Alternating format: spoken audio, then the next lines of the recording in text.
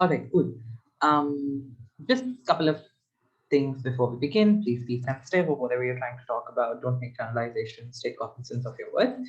Secondly, I'll be keeping time.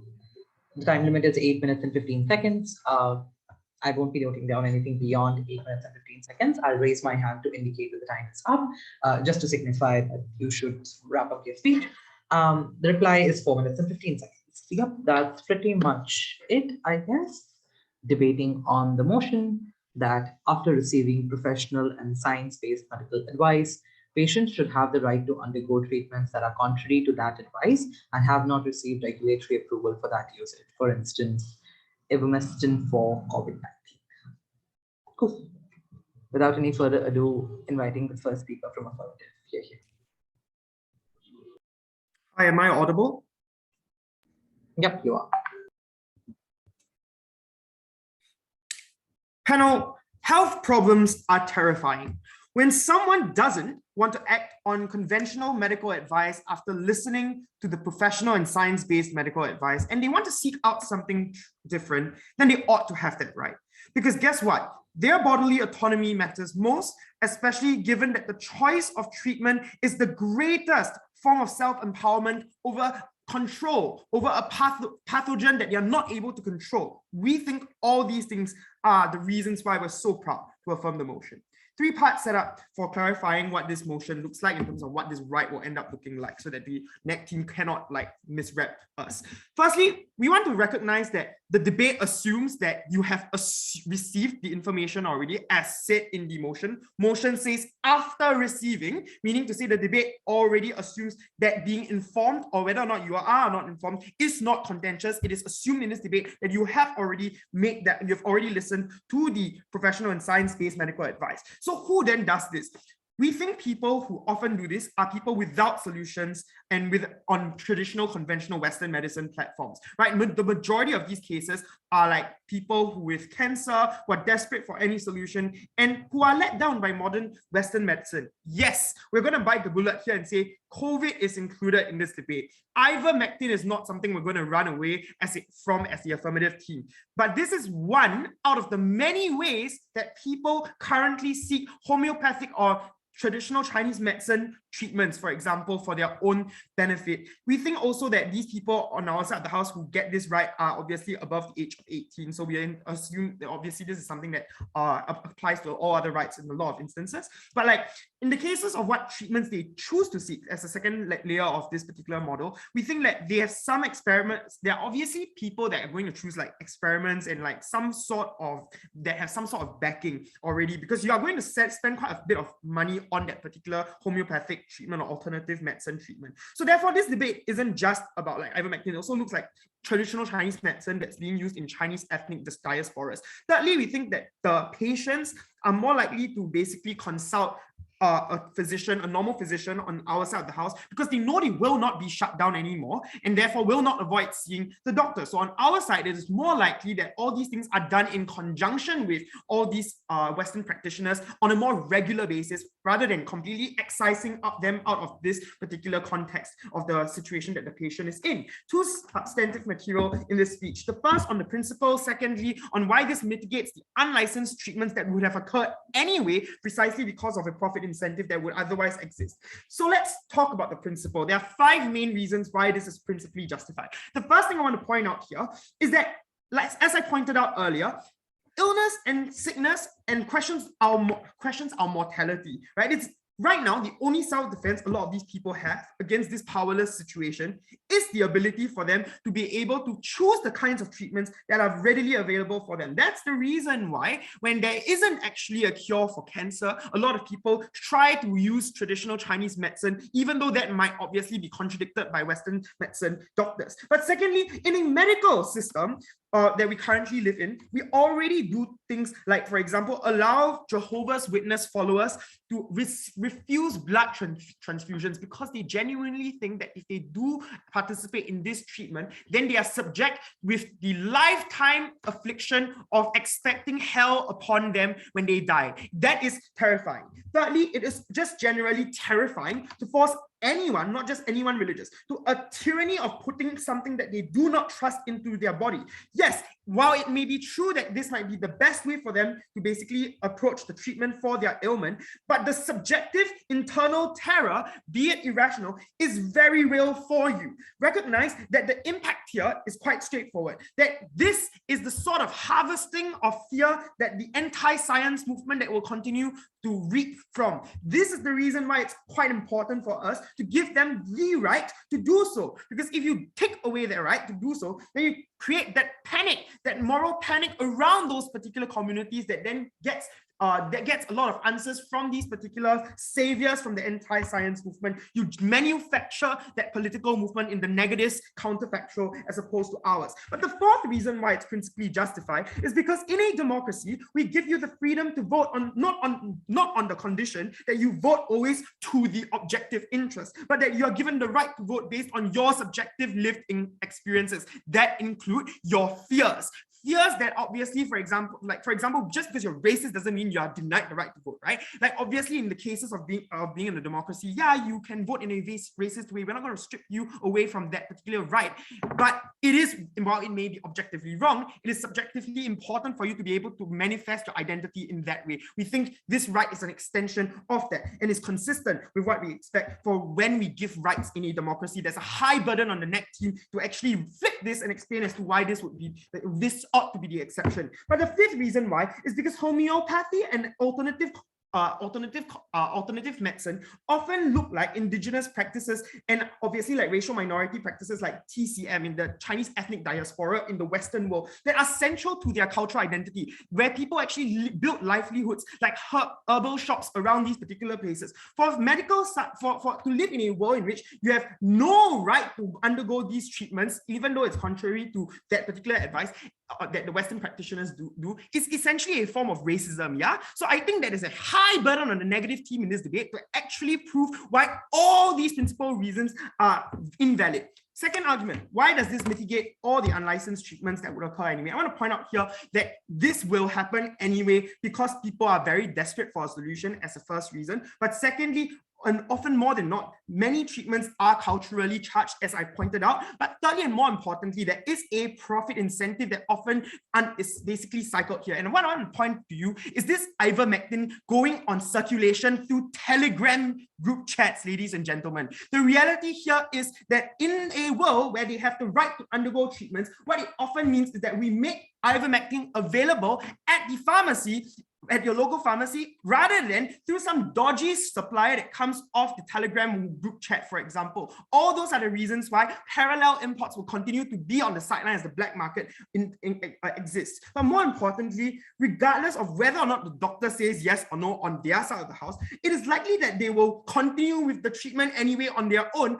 And the difference is that on their side, when something goes wrong, they are not going to want to go see a doctor because they are still going to trust the doctor. But in our model, there are four main benefits. The first is that dosages can be applied correctly. For example, ivermectin was initially seen as potentially useful, but only in small doses. But that was something that was not emphasized enough, obviously. So on our side of the house, we have a higher likelihood of these people going to doctors and working in conjunction with the doctors and following up with those doctors because they know now that they are not going to be told you can't do this and therefore are demonized in the process or are condescended to by these Western doctors. But secondly, we think treatments are more likely to be used correctly in a way that doesn't basically cause an overdose. But thirdly, we think that the quality of the medicine is more likely to be controlled through the licensed distribution of ivermectin, for example, on our side of the house, which is less likely to cause the scale of complications that would have otherwise occurred in their world, because those people who distrust vaccines, who distrust Western medicine, obviously will continue to do it anyway. But lastly, side effects are more likely to be counteracted in time and not waited till the last minute to actually seek actual medical treatment at an accident and emergency unit because of fear of judgment. It is because we destigmatize the process and create actual incentives in the market to regulate things properly that we're so proud to affirm the motion.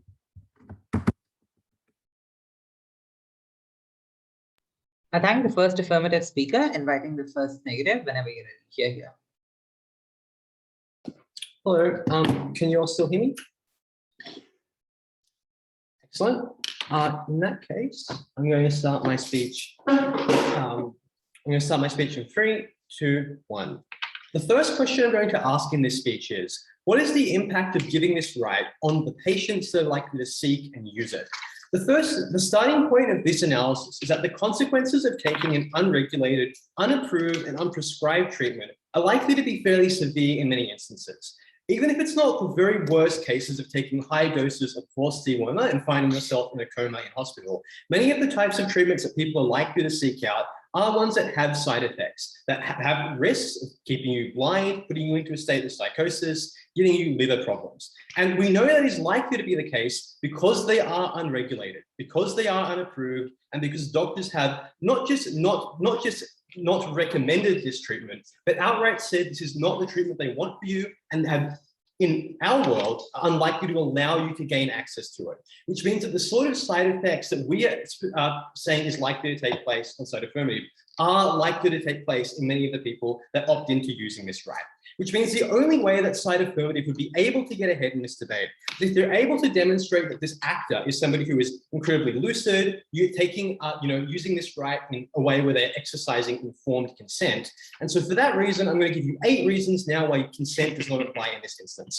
The first thing is just a general point, which is that I think the majority of people are very poorly equipped to understand the risks of taking medicine. Often they have poor understandings of probability and risks. Generally, often you're talking about types of side effects which are couched in medical jargon, which is why in the vast majority of jurisdictions, this right does not apply in the first instance. Because it is true that medical professionals, which have spent 8+ years in training, do know what is best for you in the vast majority, in all cases here. And we think the average person is very poorly equipped to understand these risks. Secondly, though, even if you are somebody who's very lucid, very well read, you're literally a medical student, I think many people personally have optimism biases. They will say, well, I understand this risk applies, but, it's not going to happen to me, which is why everyone thinks they're going to, live to 100 and not get cancer. Like, everybody has these optimism biases, which is why it's really important for doctors to be able to have a veto to save people from themselves in these instances. The third thing to say is that there's kind of a time gap in place here. A lot of the time, risks and consequences of treatment happen far off in the future. But if you're somebody who's in the middle of, quite severe pain now, you're likely to say, okay, doctor, I want you to prescribe this opioid, even though you haven't, explicitly said I'm able to take it, because that pain is very immense, which is one of the reasons why in some states where this type of right has been enacted, things like the opioid crisis have skyrocketed and ballooned. Fifthly, though, we think this is likely to be a right that people exercise in the middle of different crazes. So obviously cytophermidib concedes, there's all these people on Telegram and on social media that are hearing about, ivermectin as an alternate COVID cure. We think this is a reason why the sorts of people that are likely to exercise this right aren't very well placed to exercise informed consent.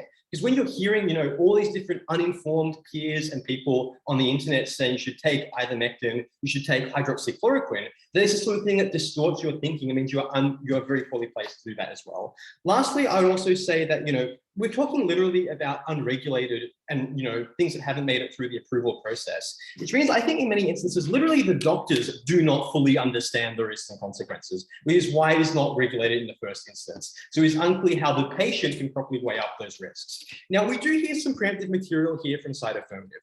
Rather than giving the broad reasoning that we give as to why in the vast majority of cases people cannot consent, they give us some very specific and very narrow cases where they think, maybe it is good to be able to exercise this right. The first is to say, what about people that have, cancer or, who are terminally ill? Shouldn't they be able to access experimental treatments? We would say in the vast majority of cases, I think the doctor probably just would allow this to take place. Like, you're talking about people who are literally terminally ill. I think the vast majority of doctors would be very happy to allow people to opt into these, experimental treatments. And if they don't, it's because it's going to have such horrific side effects, the doctor is not comfortable prescribing it. Secondly, I think this is kind of the crux of that first affirmative speaker speech. What about people that want non-Western medicine, indigenous medicines, Eastern or Chinese traditional medicine? What about this group of people? The claim which we would make on side negative is, if this is really important to you, I don't think you need to go to a doctor to get access to all of these treatments. You can go to a herbologist, you can go to alternate practices that are going to be able to prescribe these treatments for you if it is really, really important. What we needed to hear from cytophermidib is the reason for why we are so concerned about people getting access to homeopathic remedies that we are willing to put the entire medical system under strain with all these people going and trying to get doctors to prescribe them ivermectin as a trade-off. Thirdly, they say, well, what about Jehovah's Witnesses? People that think, I'm going to go to hell if I don't like if I take this treatment, we're obviously, this is about like Jehovah's Witnesses case is about somebody who doesn't want to take a treatment. This is a debate about whether we allow people the right to force doctors to give them a treatment. So clearly this argument does not make sense. And lastly, they say, well, what about people that are going to go to the lengths to get ivermectin anyway? Surely they should just be allowed to exercise this right and have their bodily autonomy. We would say you have to make a marginal, you have to weigh up, quantify the number of people that are likely to take these quack remedies on both sides of the house. We think at the point that you make this literally something we have a right to do, I think that it's far easier to gain access to these medicines. You've got far more people incurring the consequences. So let's go into the second question in this speech, which is what happens to doctors and the medical, institutions. The first claim which I'm going to make is that this is going to cause a fairly large drain on the medical system. And, many hospitals right now, vast majority of jurisdictions are particularly understaffed. You've got surgeons giving surgery in their 60th hour of being awake. You've got, very expensive suppliers at hospitals you don't have enough of. And this sort of characterization makes sense, given all the tropes of, hospitals and emergency rooms with particularly long wait lines and, doctors being very overworked, particularly in the midst of the COVID pandemic. And that is a big problem. It means people miss out on treatment. They end up dying in some instances because they do not get expedient care. Why do we think the expediency of care is vastly lower in a world where you allow people this right? Firstly, you just have to force the medical system to deal with all the side effects these people get from taking these quack treatments. That puts a drain on the system. But secondly, I think also you're just forcing doctors to give a treatment which is not going to work or is going to make things worse, and then later on have to give the initial recommended medicine or treatment anyway. There's just an added layer of work that doctors in the medical system have to do. Second, and that is obviously really important because it means not just these people, like there are third party harms involved here to other people that, are part of the medical system and do have, medical problems. Second problem with doctors though, is that I just think it means it's far less likely to be attractive to be a doctor because now you're forced to go and give treatments and do things that you do not want to prescribe. There's a weight of scientific evidence against that are literally quack treatments. Or alternatively, maybe you, are now scared of many of the liability problems this is likely to create, because I think it's very likely people get these side effects. You just have a bunch of slapsuit lawsuits they put against you for the reason that, well, they think they can squeeze money out of you. Even if they don't win those lawsuits, that is still a risk that you are likely to weigh out at the point you choose to enter the medical profession as well. Last claim which I'd make about broader community and society in the medical system is I think big pharma and pharma industry is likely really to run away with this. Like pharma is by and large particularly evil. They do things like, give AIDS contaminated needles to countries in Africa, manufacture opioids crisis in places in North America. I think it's very, very intuitive. They like to latch onto this, just advertise a bunch of quack, unregulated, that haven't made it through the regulated treatments, that maybe are addictive, that maybe have side effects. So they want you to go to doctors and purchase and use these medicines. All of that intensifies the claim I made earlier about how at the end of the day, this is just a policy that leaves more people sick, that leaves more people dead, and makes the medical system overall worse. For those reasons, we oppose.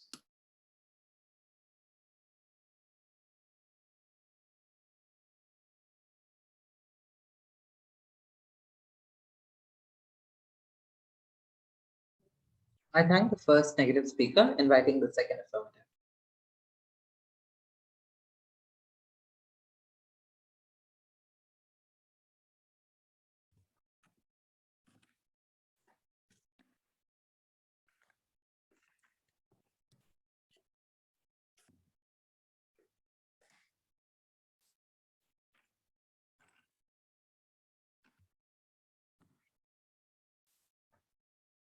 Starting speech in 3, 2, 1.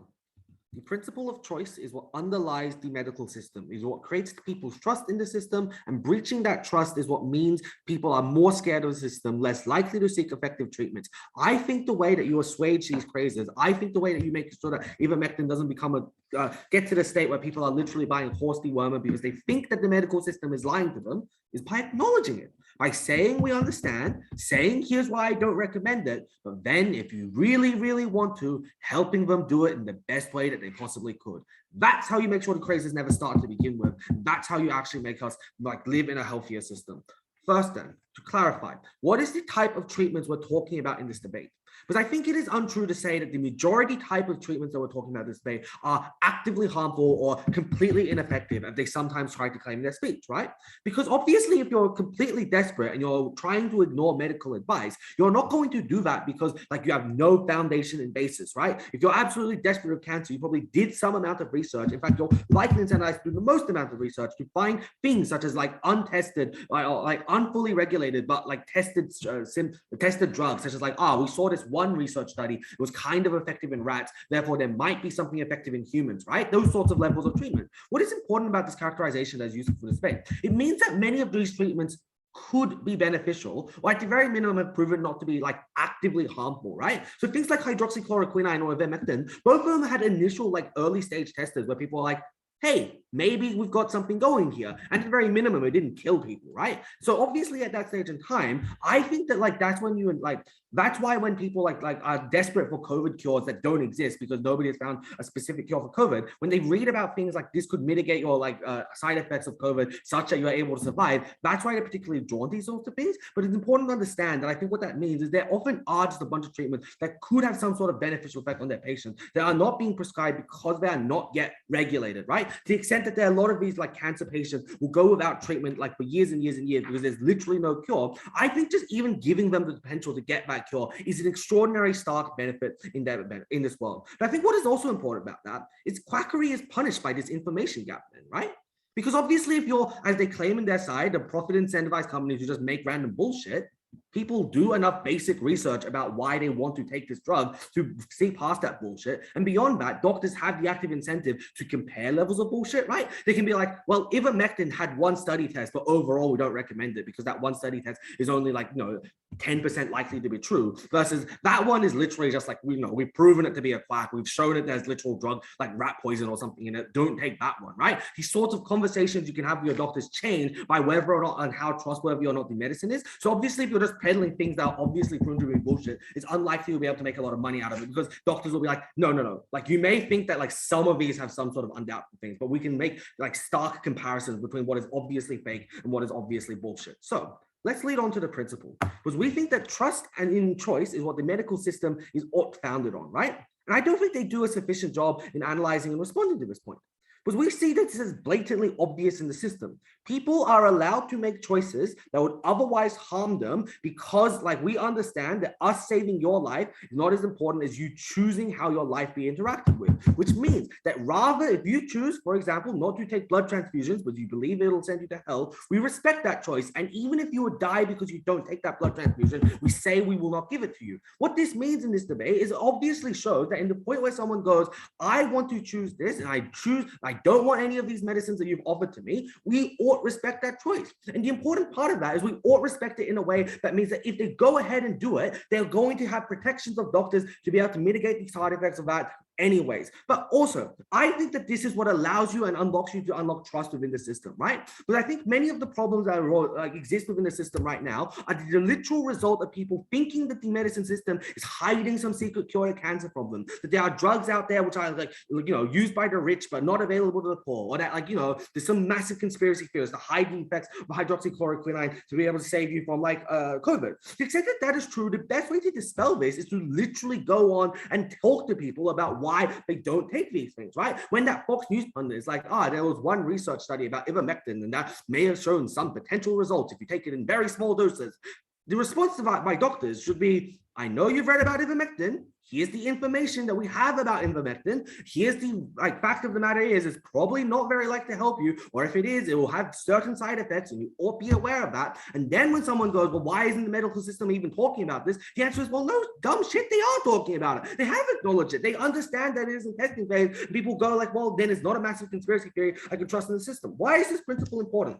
First, I think that us respecting choices in the medical system is important in and of itself, right? Because we have failed as a system before and we ought not fail in future. There have been multiple instances where, for example, Black people have been injected with drugs like that basically against their will because they were lied to about being part of a pilot test, that sort of thing. I think that infecting and deliberately infecting people with syphilis and not giving them the cure, is a failure of a medical system that we have yet to pay proper recompense for. To the extent that means that some people are distrustful of that medical system, we ought try and rebuild that trust by communicating with them more rather than outright saying, no, we will not let you, therefore we won't work with it. But the second part of it is I think to the extent that That is what then allows you an impact, like creating that trust then allows you the impact of allowing more people to access actually beneficial resources. That is the benefit that we bring out of this principle, right? Because it means the more people that trust in the system as a result of this, the less people that take fucking ivermectin, the less that these crazes go on. However, the final point that we're going to talk about in this debate is we're going to acknowledge the stupid people here.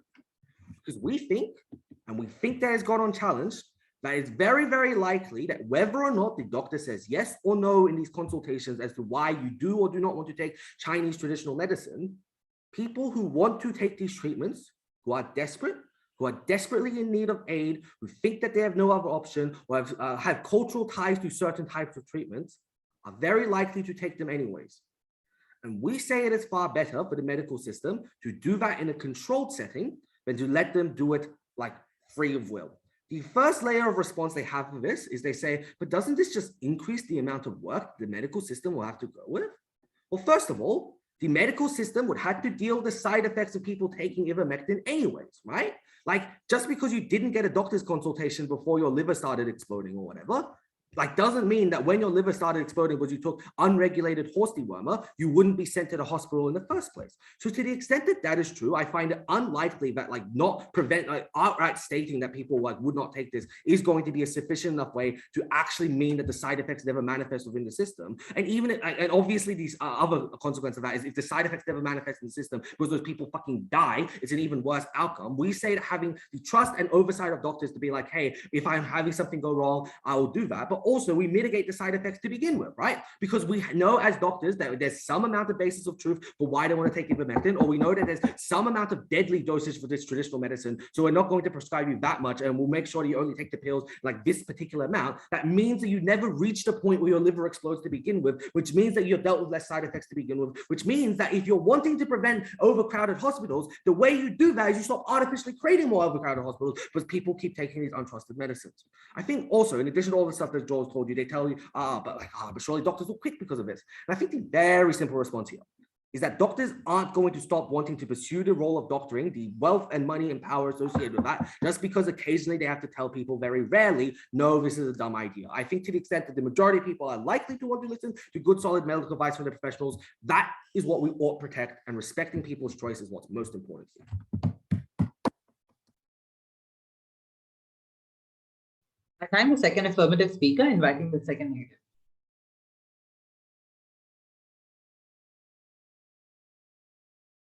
Hello, just checking that I'm audible. Great. We'll get started in 3, 2. I'm going to do 3 things in this speech. Firstly, I will ask whether or not patients are able to consent to or adequately choose to these types of treatments. Secondly, I will talk about how this impacts the uptake of dodgy treatments. Then finally, I'll talk about the broader social impacts that this kind of policy would have. Starting off then on whether or not patients are able to consent to these treatments. And I would note that if patients cannot consent to these treatments, side negative has already won the debate for the reason that the government ought to step in to protect people who are vulnerable, who are being preyed upon, who cannot properly make this decision from themselves. Affirmative's key claim with respect to choice in this debate is simply that individuals have bodily autonomy, and at the point where they have received information about these treatments, they ought to be able to access them.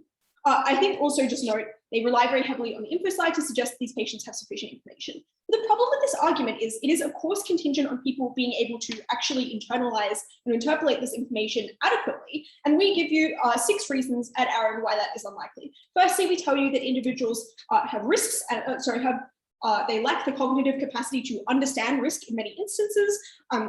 That's even just not dumb people, that's many people, because medical risks are quite complex expert knowledge that you take many, many years in medical school to fully get your head around. We tell you that individuals have individual biases. For example, they often have optimism bias, which means that they cannot necessarily adequately conceptualize of the likely impacts of taking that treatment.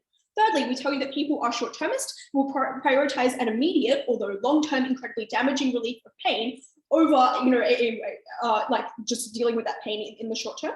Fourthly, we tell you that individuals have often been preyed upon by propaganda, which means they are not able to adequately assess doctors' claims.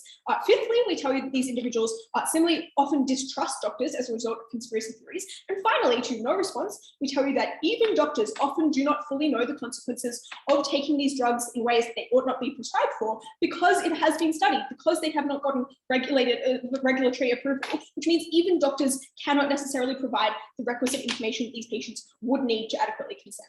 What responses do we get? Well, I think the main response is that individuals are likely to research and they're likely to get drugs that could be beneficial on the basis of some studies. Bizarrely, the example given here is like ivermectin, but very notably that turned out not to be beneficial, right? Which I think suggests that doing your own research allows you to tap into like quite, sus parts of the internet, allows you to be led down rabbit holes, allows you to be misled. And I would note that the vast majority of individuals lack the capacity to do things like read medical studies and understand them sufficiently. And this is a very odd claim from side affirmative. The only other real response that we get is just that, well, maybe this debate is about cancer patients who are in, particularly dire straits, and we would be allowing them to access these drugs on their deathbed. But note that typically these kind of patients can already access experimental drugs for the reasons that doctors in the status quo are empowered to make judgments as to whether they are marginally likely to improve their quality of life. So it is unclear to me that this debate is actually about that.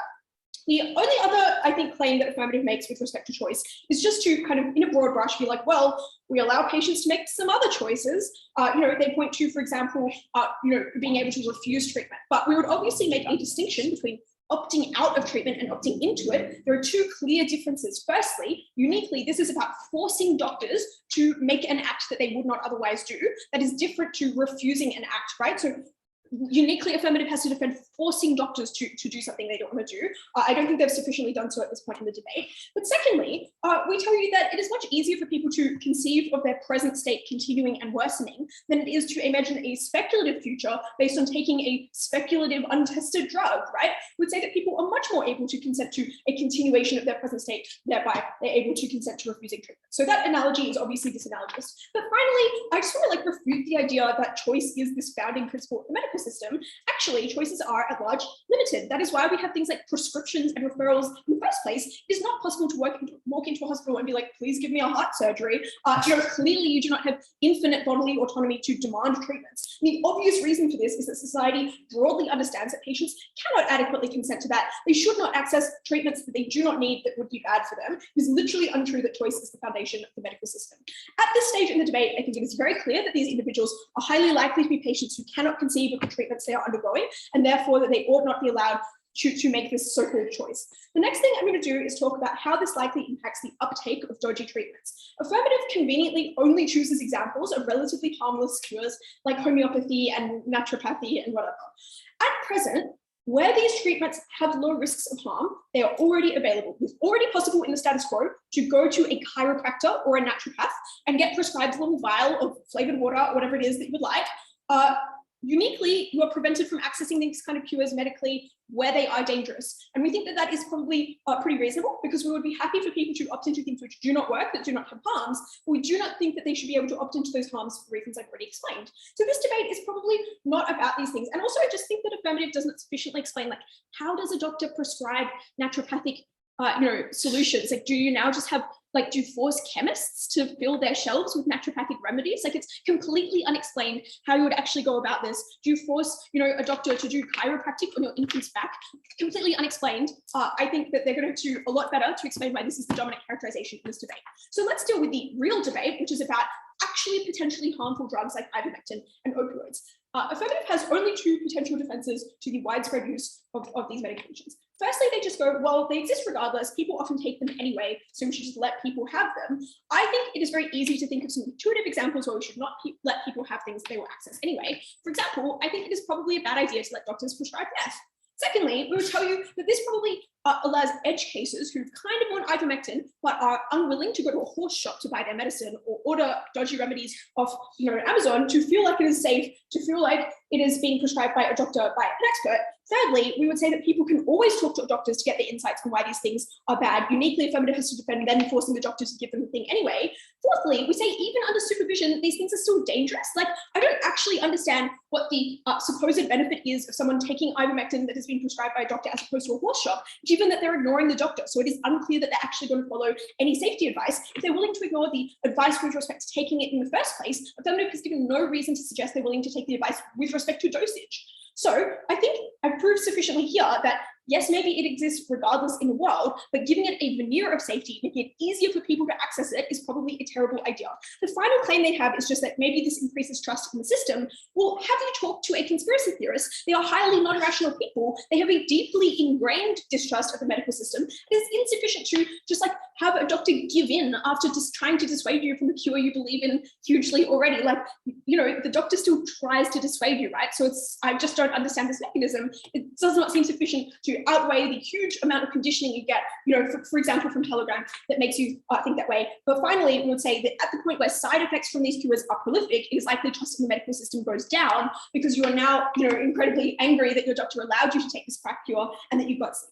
The final thing I want to talk about quickly is just to whip the impacts that Arin tells you about the medical system. That is that this creates greater medical stress when you force doctors to break the Hippocratic Oath, and when you allow opioid companies to do marketing to patients to make them request these drugs, knowing that doctors can no longer safeguard patients, knowing that doctors can no longer prevent people from accessing things that are highly likely to be addictive, that are highly likely to be toxic.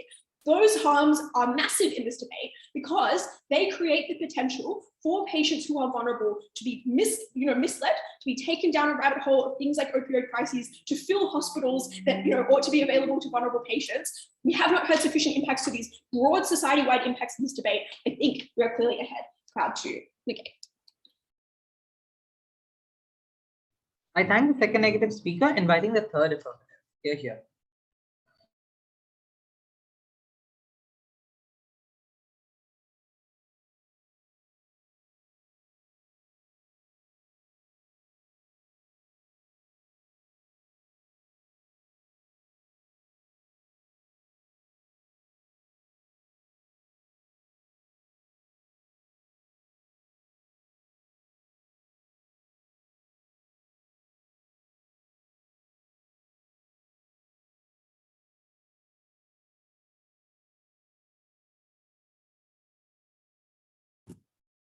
Cool, mic test, just confirming that I am audible.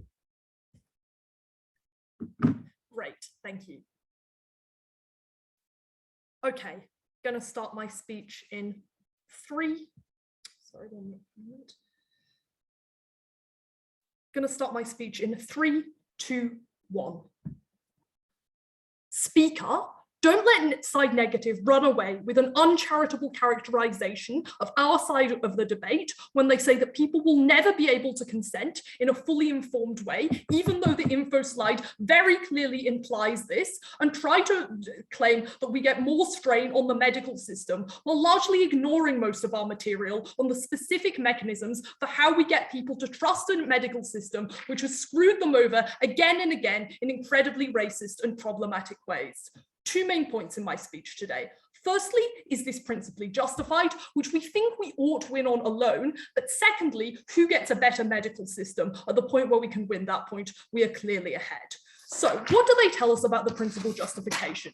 They say that this is contingent on proving that patients can actually understand the risk. Note that this takes us at our absolute worst and is also extremely uncomparative, at the point where obviously any medical explanation that uses complex medical and biological terminology firstly can probably be adapted for the average reasonable person to be able to understand, but secondly, I think, firstly, it can be adapted for the average reasonable person to understand, but secondly, it is likely to be able to be adapted, and this is done in a wide variety of cases, like when people are consenting to surgery. I think the medical system is very used to making information presentable and accessible. But secondly, we admit that most people's understandings of these treatments aren't likely to be perfect, and we preempt this at Joel when they tell you that the right to vote is not contingent on you having a perfect understanding on the inner machinations of the political system. Panel, you don't even need to know the Prime Minister or President's name in your particular country to have the right to vote. This is just something that we principally allow people because we recognize their right to the self-determination of our democracy. At that point, I am very unclear why they are making us take such a high burden in terms of perfect understanding.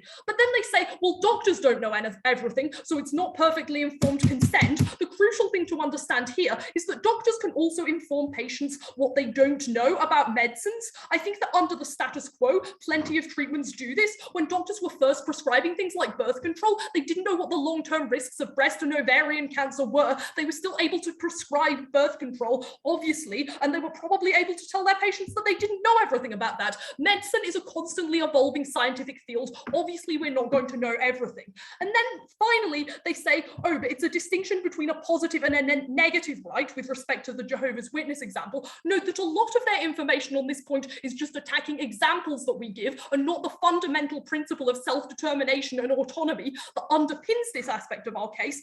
But also, I'm unclear why there is a distinction between, the right to refuse something and the right to take a particular treatment. They never explain why this distinction is so important. They give a vague idea of, oh, doctors shouldn't be forced to prescribe these kind of things. I think doctors get forced to prescribe things all the time. I think that doctors who, for example, might be against birth control for religious reasons still have to prescribe birth control if a parent wants it. And this is something that, if a patient wants it, I think this is something that we would definitely support under our side of the house. But also, to the extent that we prove that we get much better trust in the medical system under our side of the house, I think this is something that doctors are quite likely to want. I don't think a doctor is likely to feel incredibly violated by the fact that they had to give a couple of people ivermectin after informing them about the risks. I think the doctors are intelligent enough individuals to understand that this is part of a broader strategy to combat misinformation and reclaim their field from the mistrust that has been spread around it by conspiracy theorists. So what is the impact of this point? We prove to you that people have the right to self-determination,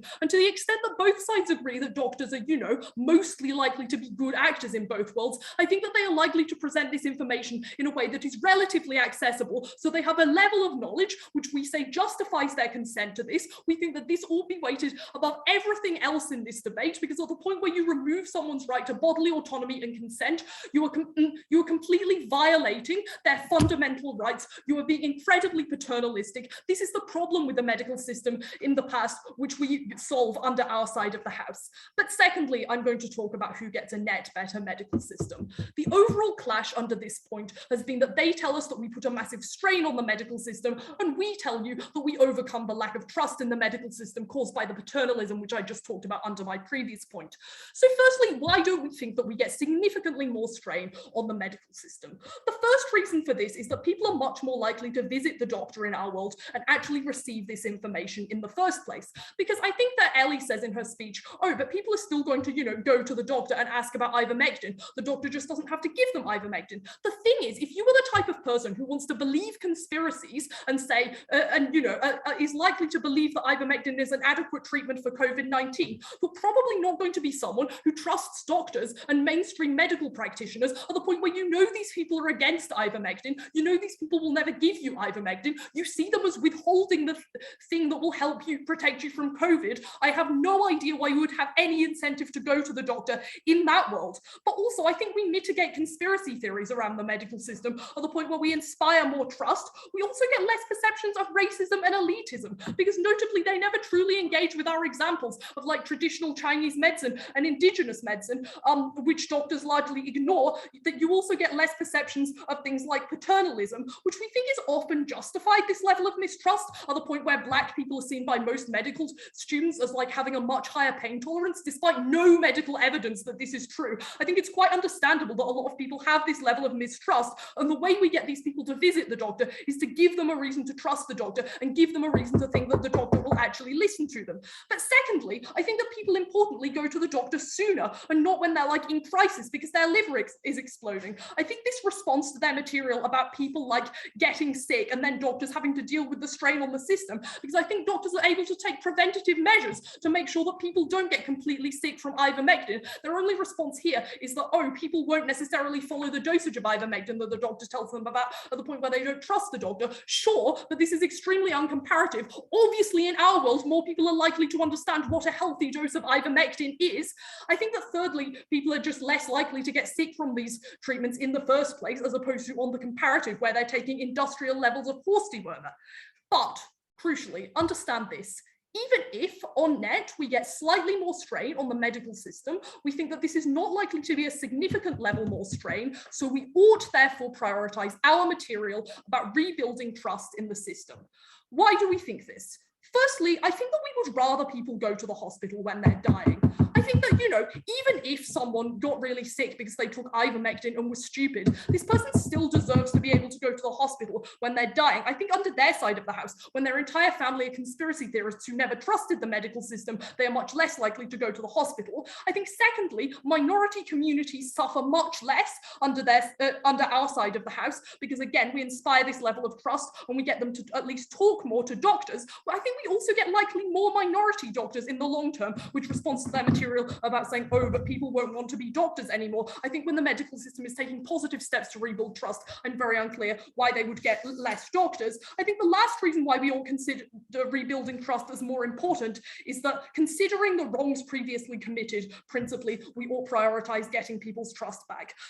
Lastly, just a few extraneous pieces of rebuttal. They tell us that, big pharma is going to do big scary things in terms of, bad medications. I think this is very US specific, where pharma companies advertise everywhere and can be mitigated with ad regulations and education campaigns against this. They also tell us that you can just get your herbs from a herbologist. But crucially, we wanted people going to their doctors. We wanted people taking regulated treatments. I think that the way we deal with the most dangerous things is to get people to talk and inspire a dialogue with the medical system, because we respected bodily autonomy and because we got a better, less racist medical system we are so proud to propose. I thank the third affirmative speaker, inviting the third negative whenever you're in. Here. Hey, can I just check that I'm audible? Okay, great.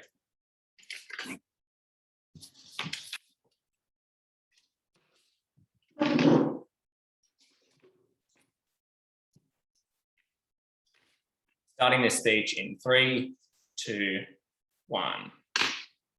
The opioid epidemic has killed over 100,000 people in America alone. Those numbers would be far higher if you could simply demand opioids from your doctor without any restrictions on you. Affirmative says, well, patients want choice. The problem is that many patients are less well informed than doctors, and many of them are literally addicted to substances, are victims of misinformation, and many other things. Many things that Side Affirmative had a chance to respond to. Too bad they only wanted to talk to about how this somehow increases conspiracy theorists' trust in the system, and how this makes it easier to access acupuncture and TCM. We are talking about people dying as a result of things that they do not properly understand, even when they have been presented with a pamphlet. Side negative is the side that talks about the most important things in this debate, and that is why Side Affirmative sadly has to say farewell. 3 parts to this speech. First of all, on the strain on the medical system. On doctors, we say 1, they will be increasingly overworked under this system, simply because there'll be more people in there, taking fucking ivermectin when there are already people bleeding out in emergency rooms. The time in England, it's average about 4 hours between you actually getting in the door and getting surgery. This will claim lives. Second of all, doctors will be morally exhausted when they have to do things that they know are wrong and leads to extreme pain or even death of certain people, when they prescribe ivermectin to people and cannot do anything about it but watch them suffer. That means they are simply going to quit, or rather the profession is less appetizing to join, which means you get an even more extreme shortage of doctors. There are literally places in Australia which has a pretty good healthcare system. There are hospitals that in rural areas that literally do not have a single doctor working there. Side Affirmative is the likeliest one to exacerbate this. They had a chance to respond, but they didn't. Then we say there are increased strains on resources. First of all, because there is an increased number of lawsuits, which, cost a lot of money even to litigate, but also given you're going to lose a fair share of them, pretty bad. Second of all, there is the opportunity cost of treating people, wherein, for instance, if Affirmative says, well, we will just give people ivermectin and then monitor them for a while, that means someone is literally filling up a bed, and given we are literally in the middle of a pandemic, we don't have the luxury of sparing all these extra beds, and monitoring people for ivermectin comes at the expense of healing other people. Side Affirmative gives a woefully shallow response, which is oh, well, people will trust the medical system, this will address all the problems of strain. 1, I'll rebut that later, but 2, most of the above mechanisms are still intact. For instance, the moral exhaustion of doctors, for instance, the opportunity cost of treating people and so on. The impact of this is severe. One, this affects many more people than side affirmatives increasing access to traditional Chinese medicine. And second of all, even if the people who are taking ivermectin consent, the other people who are missing out on treatment most certainly don't. Second issue in this speech, there is less trust in the medical system. Side affirmative says, well, this fixes the paternalism problem. Doctors now look nice and treat people with respect. One, this is not how it will be perceived, because someone will come in wanting a certain treatment, they'll be told to do something else. This will be seen as the medical system trying to brainwash people. And it's like, they say like, oh, well, we're going to engage with conspiracy theorists. We're going to change their mind. No, you're not. Have you talked to a conspiracy theorist? They're not going to change their mind. There are independent reasons why people mistrust the medical system. This is like, you know, the whole issue of declining wages, the image of elitism, the image of there being centralized authority, there being massive misinformation online and so on. Side affirmative addresses none of them. I don't think any of their impacts come into effect. Second of all, even if you do look nice and engage with people, this undermines the medical system's authority because it says that patients know better. It says that, for instance, if you want a treatment, the doctor has to give it to you. If you don't want to finish your course of antibiotics, you don't have to. You know better than the doctor. You're the one who's in charge, which comes with a number of severe problems, which means that people seek authority from other sources. They're more likely to trust, like, I don't know, InfoWars or whatever than doctors. So an additional reason why you're likely to lose trust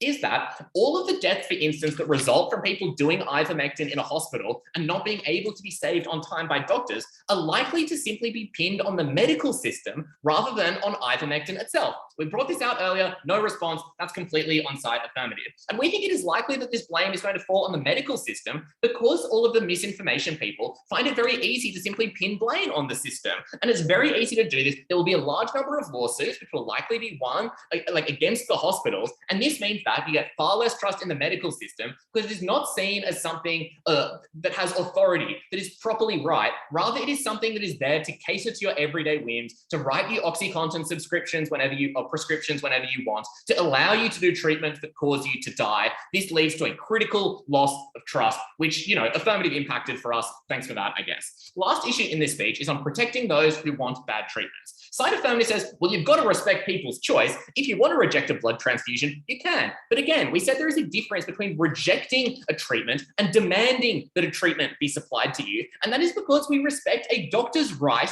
not to be involved in literally killing someone by administering a potentially lethal treatment. And the side third affirmative is just like, oh, that's not a response. Like, it literally was a response. It was explained at second neg. I think if we respect the choice of patients, we should more so respect the choice of people who literally save the lives of many people, those who are most burned out, those who make a lot of sacrifices in order to save others, rather than the people who simply read InfoWars and feel entitled to have a treatment that will be against their interest. They say, well, this choice is extra important because these people are in a particularly dire situation. But we said, first of all, this is likely to mean that they are worse at making decisions. And given that there is an extraordinary amount of them for them yet to lose, for instance, they could spend the last 6 months of their lives, even if they are have a terminal cancer or something, in excruciating pain. And they miss the chance, for instance, to say farewell to their family. There's still plenty to lose. There are ways in which this extreme pain and desperation makes them bad decision makers. And, you know, many more reasons supplied at first, at second, got little response. But second of all, the fact that they are in such an awful situation means we need to restrict their choice because they need the most protection. People who are most desperate, for instance, are the ones who are willing to work for beneath the minimum wage, the ones who are willing to work, for instance, without safety protections, who are willing to break labor law, who are like, would we allow people, I don't know, like sell children or whatever. So at the end of the day, choice isn't the most important thing. Keeping people alive, making sure people don't die in excruciating pain in a way that still respects the rights of patients and the rights of doctors. That's what side negative uniquely brings you. And even if we're talking about choice, we have to ask 2 questions. First of all, what is it a right to? The right to suicide by doctor? Like, we don't care about such choices. But second of all, we have to ask, if this right exists, like, why can't they just get it administered elsewhere in the case of harmless things like traditional Chinese medicine or whatever? Can still get it. I don't see why they need to go and clog up a doctor's emergency waiting room with it. So We said, more realistically on side negative, these patients are likely to demand bad things. For instance, dangerous cosmetic surgeries that carry significant risks, things like opioid prescriptions, things that actually kill a significant number of people. Side affirmative's last gasp is saying, well, it's safer if you do it with a doctor. One, it is not proved that they actually go to a doctor. You get a script for OxyContin. When you take OxyContin, you're not sitting there in front of the doctor with the stethoscope on top of your heart or whatever. You're at elsewhere and you probably can't get help. Second of all, how does a doctor being there make it safer? Suppose you, if you get shot in a doctor's office, that's no safer than getting shot elsewhere. Similarly, if you get filled with Ivermectin in a doctor's office, that's hardly safer than being filled with Ivermectin in your car. But third of all, it's probably more dangerous, again, because there is less trust in doctors, so people are less likely to take medical advice when it is offered to them. But also it is more dangerous because more people are doing it because you make these sorts of treatments far, far more accessible. Things like Ivermectin, things like OxyContin. At the end of the day, affirmative might allow people to gain better access to asparagus water. They also gain better access to things like dangerous cosmetic surgeries and like opioids, far, far more dangerous. We urge you to oppose.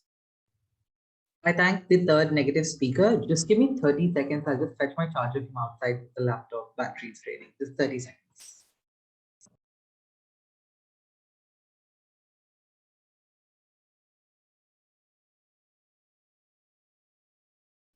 Hello, hi. Am I all audible?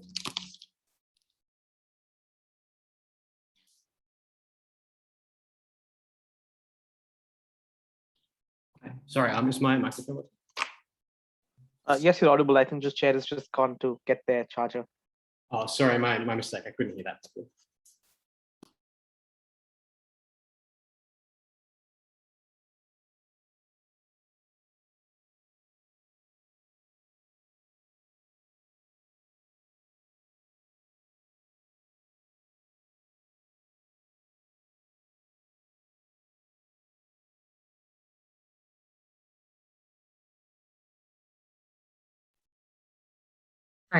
I'm here. Really sorry. Good. Okay, excellent. I'm going to then start my speech in 3, 2, 1. The first question in this reply will be, what is the impact of constraining this right on other patients that do not attempt to exercise it? And the reason I'm starting here is because here is where we win the debate, even in the best case scenario for side affirmative. Even if this is a right that people can consent to accessing, and it means that people now take these quack treatments in a controlled environment, we prove that there is a broader impact of allowing this right on the broader health system, which is that it puts hospitals and medical systems under stress, gives pharma a route to advertise and disseminate more quack and unregulated medicines, and turns doctors off their profession. And I'll note that all of this argumentation is sufficient for us to win the debate. Firstly, because it applies to a far more sympathetic actor. For example, people who have followed COVID precautions, but then cannot get an ICU bed because somebody else is taking it up who is overdosed on ivermectin. Secondly, we quantify this as a very high impact argument, given the detailed characterization we give right from the start of our case about how evil pharma is or how under stress the medical system is presently. I think side negative attempts to respond in a couple of ways. They respond to our pharma argument by saying, well, this argument applies only to a very American context, as if there weren't literally like hundreds of millions of people in America. Or secondly, they say, well, perhaps this is something which doesn't apply because this is a right which increases the level of trust people have in the system. I'll deal with the question of trust later on in the second issue in this reply. But I'll note here that if you are considering giving this debate to side affirmative for any reason, you ought reconsider, because we give away swath of arguments that are incredibly high impact, and our claim is they have been terminally unresponded to. I'm now going to turn my attention then to the second question in this reply, which is what is the impact of enshrining a right to demand an unrecommended treatment on the patients that exercise the right?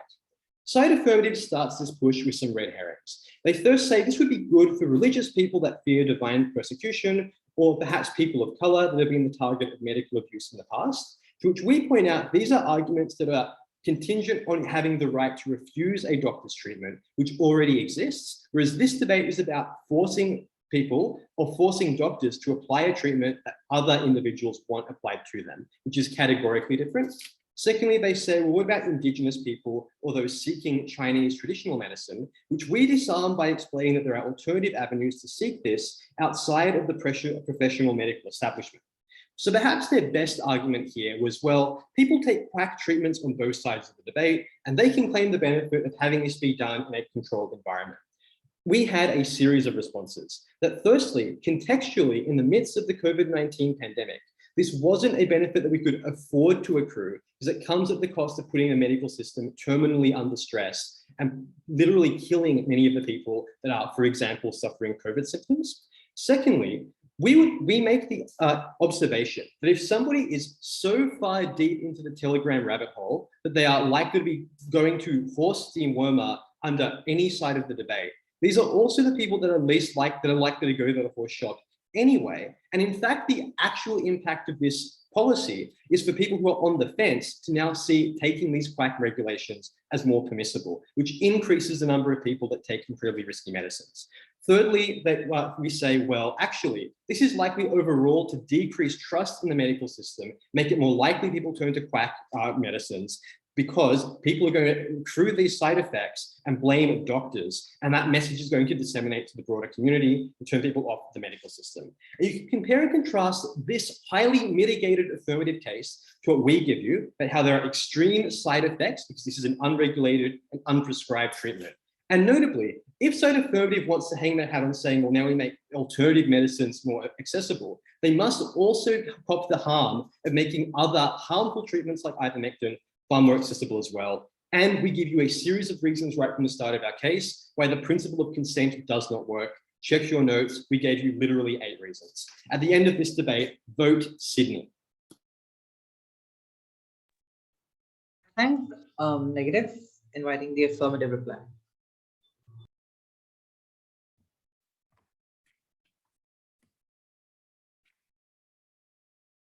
3, 2, 1. This debate was across a broad spectrum of different diseases. Some people who were stuck in the throes of despair because there were nothing available recommended by doctors that would allow them to have an escape, and others who are simply misinformed and would do it anyways. But we told you regardless that this was in the best interest of all of them. The first question, who is principally right? I think this is quick and easy, because we told you, first and foremost, perfect info was not necessary to make a choice that we ought respect as a society. We've proven that principally with examples of voting, which meant it is unclear why just because you didn't have absolutely perfect information, you couldn't make a choice about your body and about what drugs and stimulants you want to enter that body that we shouldn't respect, which meant that when doctors said, we want you to take this medicine, but you say, I actually want to do this other thing instead, we probably ought respect that choice. But second, even on their mechanisms of why it wasn't principally justified, I don't think they were able to overcome us, because we told you that good enough info can and will still be provided. We told you at third that we would be able to dumb down enough of this information such that people would be able to have at least the ability to make those decisions. Consequently, as a result, even their safety net of saying but they're not informed at all has been thoroughly disproved. And we told you that this is what actually allowed people to trust better in the system. The only then challenge that they have in this principal area is, but what about the rights of doctors? First of all, we told you we did force doctors into taking actions for the benefit of their patients, even the doctors themselves would not want to, but also we prevented the violence of feeling penetrated and abandoned by a system and being forced into feeling like you're forced to take medicine that you otherwise would not have, and we prevented you from the hopelessness and despair of not having medicines available. All of these were things that we think would outweigh these vague amount of tiny time that a doctor would have to prescribe someone ivermectin. But also we told you, consequently as a result of this, we trust in the system, which meant that we made the system as a whole holistically better. We told you that this trust is the direct result of conspiracy theorist style misperceptions that people were literally misholding medicines, that if they were informed, they probably would abandon those things. And consequently, the way to which you fix that system is not to pretend and say that we don't just say no to ivermectin, is to sit down and explain to you why ivermectin is a bad idea, and then say, well, if you really, really, really want it, we guess you can have it, which is why people then think, they're not just rejecting ivermectin for an arbitrary reason, they're rejecting it for good reasons, which is why we think that we're able to fix the trust in the system. And we think that the benefits of those was extremely strong on our side, because we told you that this is what meant more people went to the system, this is what meant more people trusted the system, initial solutions to begin with, which is why we best prevented strain on the medical system. The final point in this debate was the only way, and I'll note that at third negative they had no responses to this, was that they tried to get over this, was they said, well, but surely more people would take that, which is unresponsive. We told you that we would mitigate the crazes. We meant less people were taking these sorts of drugs when they were actively informed and trusted the system to inform them about these sorts of things. Consequently, as a result, the number of people who are likely to take ivermectin would massively decrease on their side of the house. I think secondarily, as part of this, as a meta point, I don't see their analysis as to why we would be particularly likely for people who weren't buying into ivermectin to begin with, would now be persuaded to take ivermectin on their side of the house. Consequently, as a result, what this leaves is that at the very minimum, we are able to protect people from themselves best, right? Because we filled up less hospital beds because, first of all, people weren't taking dangerously lethal doses of ivermectin, so that they weren't able, they took the safe amount of level that was tested in the trials, such that they were able to maybe see some benefits, or maybe at the very minimum not see very much harm, which means that rather than everybody's livers exploding from taking industrial level qualities of earth warmer, you took like safe for human consumption. But also, it meant that rather than going to unqualified herbalists, you went to trusted sources that had good direct lines of connection towards getting that medicine that was clean, and it meant that doctors were there to keep the benefits of the system.